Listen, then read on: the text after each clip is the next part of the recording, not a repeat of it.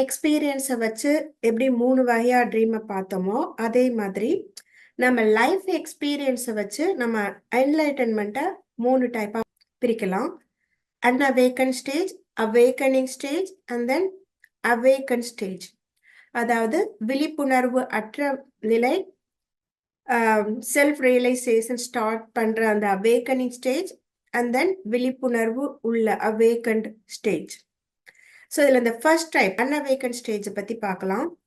எப்படி இந்த இம்மர்ஸ்டு ட்ரீமில் நாம் இந்த ட்ரீம் கேரக்டரோட நாம் அசோசியேட் பண்ணிக்கிறோமோ அதே மாதிரி நாம் இந்த உலக வாழ்க்கையில் மூழ்கி விழிப்புணர்வு அற்ற வாழ்க்கை வாழ்கிறப்ப நம்மளோட ஈகோ செல்ஃப், இந்த ட்ரீம் கேரக்டர் எப்படி உண்மை இல்லையோ அதே மாதிரி நம்ம இந்த ஈகோ செல்ஃபும் உண்மை கிடையாது. ஆனால் நாம் நார்மலாக நம்மளோட ஈகோ செல்ஃபோட நம்மளை அசோசியேட் பண்ணிக்குவோம். நம்ம